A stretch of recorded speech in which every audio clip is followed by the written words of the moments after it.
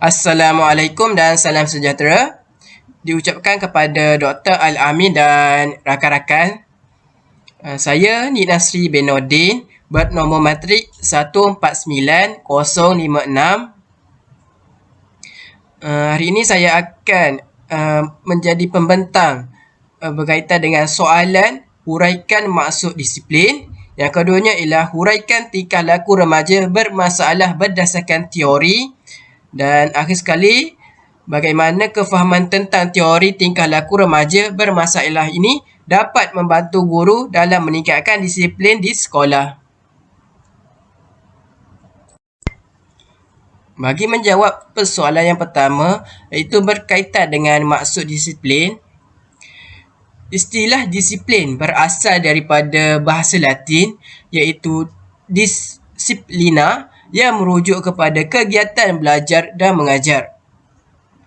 Manakala, menurut Kamus Dewan edisi keempat, disiplin dapat ditakrifkan sebagai latihan pemikiran dan kelakuan supaya boleh mengawal diri sendiri dan patuh pada tata tertib peraturan yang ditetapkan, bertujuan untuk melatih seseorang supaya berkelakuan baik. Manakala Moh Song Sang 1995 menyatakan bahawa pada peringkat sekolah, disiplin adalah peraturan yang dikenakan ke atas pelajar dengan tujuan mengawal tingkah laku mereka daripada tingkah laku mereka melalui hukuman atau ganjaran.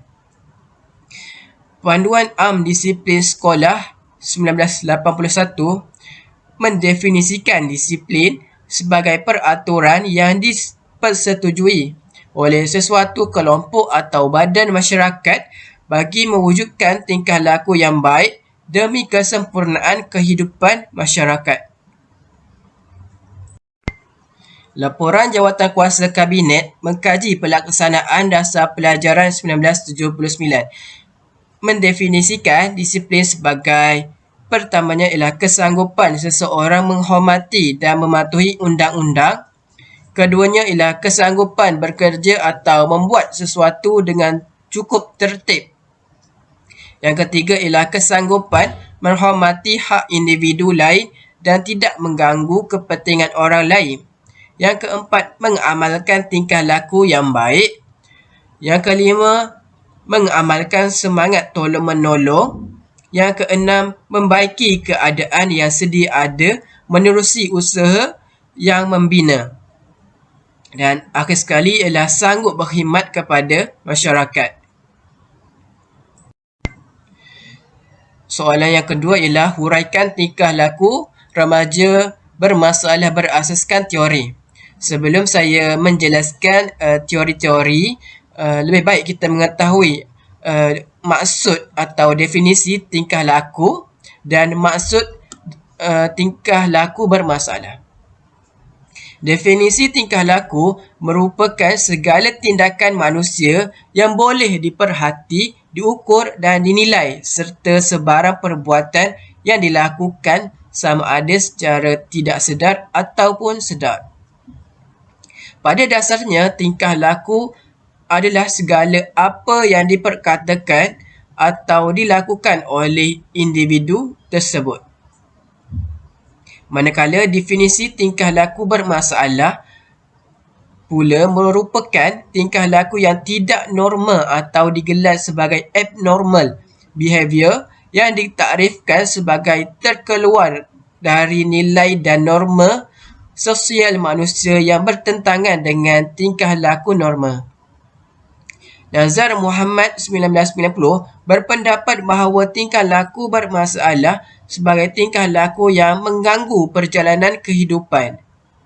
Dalam konteks pendidikan pula merupakan sebagai sebarang tingkah laku murid yang boleh menjejaskan kelincinan dan keberkesanan pengajaran dan pembelajaran dalam bilik darjah.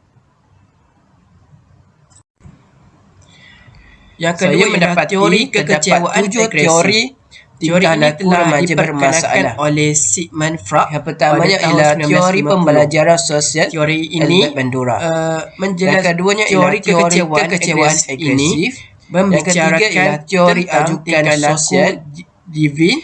Yang keempat ialah teori humanistik, teori tingkah laku. Yang keenam ialah teori kognitif. Yang kedua ialah teori kekecewaan sekali ialah teori trait personality. Teori ini telah diperkenalkan oleh Yang pertamanya ialah teori pembelajaran sosial. Teori ini telah diperkenalkan oleh Albert Bandura yang telah dikembangkan daripada idea Skinner. Dalam teori ini, Bandura menekankan bahawa pentingnya menunjukkan model yang baik, modeling, dalam pembentukan tingkah laku pelajar. Hal ini demikian kerana pelajar secara kognitif akan mengekalkan apa yang dilihat dan seterusnya menonjol semula tingkah laku yang dilihat dalam bentuk perlakuan dirinya. Terdapat 3 proses yang terlibat iaitu pemerhatian, mengekalkan apa yang diperhati dan mengeluarkan semula dalam bentuk tingkah laku. Kasdi 1984 menyatakan bahawa teori pembelajaran sosial merupakan satu kaedah untuk menggambarkan pelbagai aspek paradigma pembelajaran serta mengambil kira proses kognitif. Selain itu, tingkah laku juga dipengaruhi oleh prinsip pelaziman operan dan prinsip pelaziman klasik. Yang keduanya ialah teori kekecewaan agresif. Teori ini telah diperkenalkan oleh Sigmund Freud pada tahun 1950. Teori kekecewaan agresif ini membicarakan tentang tingkah laku deviant agresif, iaitu salah satu tindak balas semula jadi terhadap kekecewaan yang dialami oleh manusia.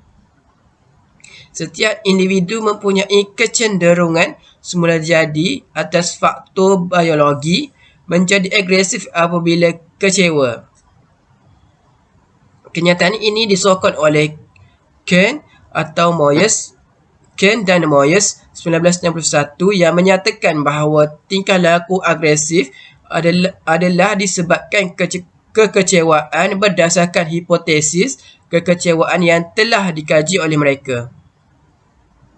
Dadham 1987 mengatakan perasaan kecewa yang dialami oleh pelajar merupakan satu faktor penyebab kepada perlakuan gangsterisme di sekolah, selain daripada tekanan pelajar dalam mengejar grade yang baik dan tindakan disiplin yang keras. Teori ini juga berkait rapat dengan teori psikoanalisis di mana setiap pelajar secara semula jadi menginginkan keseronokan dan cuba mengelak kesakitan yang dikenalkan sebagai IT. Apabila kedua-dua keinginan ini tidak dapat dicapai akan menimbulkan perlakuan agresif. Teori yang ketiga ialah teori ajukan sosial. Teori ini telah diperkenalkan oleh Moffitt pada tahun 1993. Teori ini menerangkan tentang mengapa seseorang itu mula terlibat dengan kumpulan rakan sebaya semasa remaja. Menurut Moffitt, menyatakan wujudnya jurang kematangan semasa seseorang itu mencapai tahap keremajaan. Keadaan ini terjadi apabila seseorang itu telah mencapai tahap kematangan biologikal namun masih mempunyai tahap pemikiran seperti kanak-kanak. Disebabkan seseorang itu mencapai tahap kematangan biologi seawal 10 tahun namun mereka belum mempunyai panduan yang betul untuk digunakan semasa zaman dewasa. Ini menyebabkan mereka terpaksa mencari jalan lain sebagai tuntutan status kedewasaan mereka. Pada ketika ini, remaja akan tertarik dengan rakan sebaya dan kumpulan rakan sebaya lain yang sama dengan tingkah laku mereka. Pada masa yang sama, remaja akan mencari kumpulan rakan sebaya yang negatif apabila mereka gagal dalam pengalaman pertama mereka dengan kumpulan rakan sebaya yang normal. Apabila remaja menerima penolakan daripada rakan sebaya, menyebabkan keperluan sosial tidak dapat dipenuhi, lalu memilih rakan sebaya lain untuk berkongsi tingkah laku agresif mereka. Seterusnya ialah teori humanistik. Teori ini telah diperkenalkan oleh Carl Rogers dan Abraham Maslow. Dalam teori ini akan memperlihatkan manusia mempunyai kuasa dalaman yang akan memberikan impak kepada mereka dan berpotensi menjadikan seseorang itu manusia yang hebat dan menyumbang kepada masyarakat. Menurut Carl Rogers, potensi yang terdapat dalam diri individu akan melahirkan esteem kendiri dan membantu kepada perkembangan potensi diri. Contohnya, pelajar yang menerima rangsangan positif yang tidak dirancang, unconditioned positive regard, dia akan melayan orang lain dengan baik walaupun tidak sependapat. Potensi diri sendiri akan berkembang potensi diri pelajar. Hal ini akan melahirkan pelajar yang mempunyai esteem kendiri yang tinggi. Manakala Maslow telah memperkenalkan konsep kesempurnaan kendiri, self-actualization, iaitu mencapai potensi diri yang bermakna kepada seseorang. Bagi Maslow, manusia dilahirkan dengan mempunyai kuasa dalaman untuk menghasilkan potensi diri maksimum yang dikenali sebagai kesempurnaan kendiri. Bagi mencapai kesempurnaan kendiri ini, perlu melalui beberapa tahap, iaitu fisiologi, keselamatan, sosial, penghargaan dan pengembangan diri. Teori humanistik percaya kuasa dalaman yang dimiliki oleh remaja atau pelajar perlu diukur ke arah positif supaya dapat membentuk tingkah laku yang baik. Yang seterusnya ialah teori tingkah laku. Teori tingkah laku juga dikenali sebagai teori behaviorisme yang dipelopori oleh Bloomfield, Brock dan Skinner. Teori ini memberikan tumpuan kepada tingkah laku yang boleh diperhatikan secara nyata atau tidak nyata dan dibentuk melalui pengalaman individu itu sendiri. Watson, seseorang ahli behaviorisme, mengatakan aspek yang berkaitan tingkah laku seseorang dipengaruhi oleh persekitaran dan bukannya daripada unsur-unsur dalaman. Dalam teori ini juga menekankan bahawa tingkah laku dan proses mental adalah hasil daripada pembelajaran. Berdasarkan teori ini, merujuk kepada suatu siri gerak balas yang berlaku dengan wujudnya rangsangan terhadap seseorang individu. Teori tingkah laku ini akan membentuk tingkah laku individu sebagai pelaziman. Pelaziman pula terbahagi kepada dua, iaitu pelaziman klasik dan pelaziman operant. Pelaziman klasik ini dikemukakan oleh Ivan Pavlov yang merujuk kepada suatu pembelajaran yang berkaitan rapat antara rangsangan neutral dengan rangsangan biologikal. Pelaziman operant pula diperkenalkan oleh Skinner berkaitan dengan pembelajaran berasaskan kesan akibat yang telah diterima. Pengamal tingkah laku percaya bahawa tingkah laku bermasalah adalah akibat daripada pelajar tidak selesa dengan peraturan dan atau undang-undang sekolah dalam mengawal tingkah laku pelajar. Seterusnya ialah teori kognitif tingkah laku. Teori kognitif tingkah laku merupakan gabungan di antara teori kognitif dengan teori tingkah laku. Teori ini diperkenalkan oleh Aaron Beck yang menyatakan bahawa pemikiran, perasaan dan tingkah laku akan membentuk reaksi terhadap apa yang difikirkan. Secara ringkasnya, manusia akan bertingkah laku mengikut sistem kepercayaan atau apa yang difikirkannya. Teori ini juga berandaian bahawa seseorang akan mempengaruhi emosi dan perilaku pelajar. Selain itu, cara manusia berfikir pula terbahagi kepada dua, iaitu sama ada perkara yang difikirkan itu dapat membantu atau tidak membantu. Dengan menggunakan teori ini akan dapat membantu pelajar untuk memahami tingkah laku seperti agresif, gangguan, identiti, ketidakpatuhan dan kecelaruan. Akhir sekali ialah teori trait personality. Teori ini menyatakan bahawa seseorang bertindak ataupun melakukan sesuatu berdasarkan trait personality, iaitu ciri-ciri yang dapat meramalkan tingkah laku secara konsisten berdasarkan sebarang situasi. Teori ini mencandakan bahawa personality dapat diukur berdasarkan 5 dimensi utama Big Five teori, yang mana setiap dimensi mewakili kontinum dan setiap orang berada dalam mana-mana kontinum dalam sesuatu dimensi tersebut. Merujuk kepada Big Five teori, menunjukkan remaja yang memiliki personaliti seperti neuroticism, low agreeableness dan extraversion berkemungkinan besar akan mempunyai masalah tingkah laku. Namun trait personality ini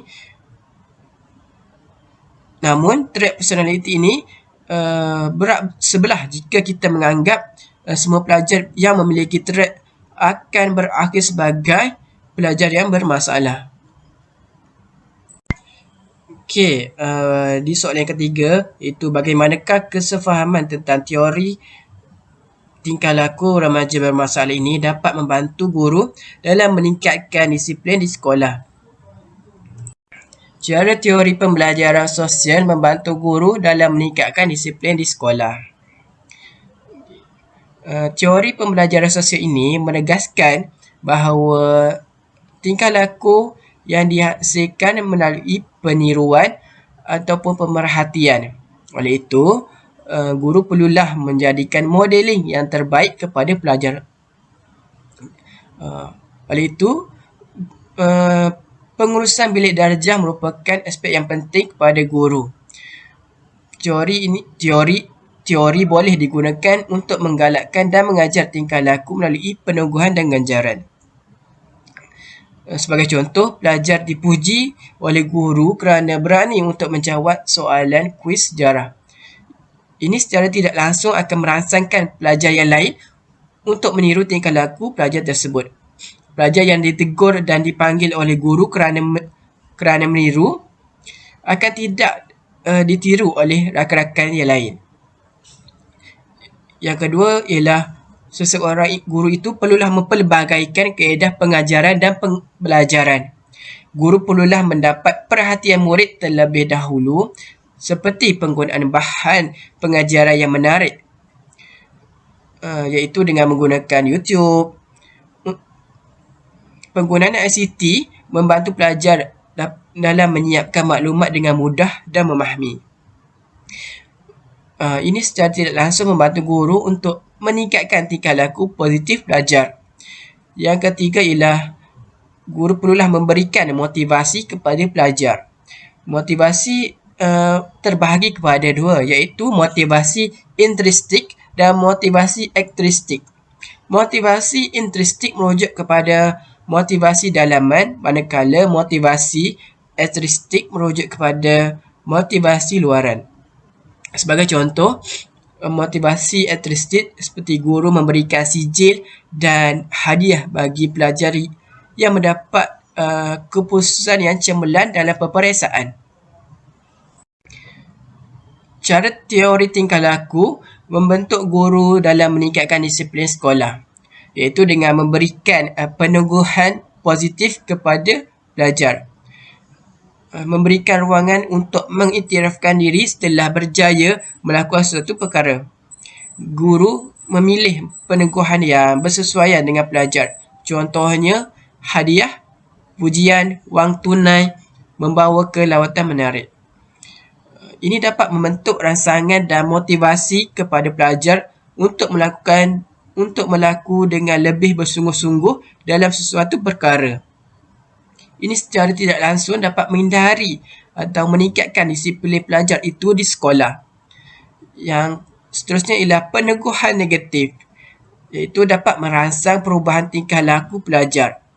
Peneguran negatif dapat menghapuskan keadaan yang menyakitkan. Sebagai contoh, guru memberikan hukuman denda kepada pelajar yang tidak menyiapkan latihan seperti tidak memberikan rehat tambahan kepada pelajar tersebut. Ini akan menyebabkan pelajar tersebut akan merasa takut untuk tidak menyiapkan kerja sekolah itu lagi. Cara teori tingkah laku kognitif membantu guru dalam meningkatkan disiplin di sekolah, iaitu melalui kaedah soal selidik, iaitu dengan melibatkan ibu bapa untuk menjawab skala berdasarkan gaya ibu bapa, manakala remaja pula menjawab soalan berkaitan dengan konsepkan diri dan tingkah laku. Yang keduanya ialah melalui sesi kaunseling, melibatkan kaunseling individu, kaunseling berkelompok, bimbingan dan kaunseling keibubapaan, bimbingan akademik dan juga terapi. Ini dapat membentuk perilaku pelajar itu ke arah yang lebih baik. Okey, seterusnya ialah rujukan yang saya gunakan dalam menyiapkan pembentangan pada hari ini.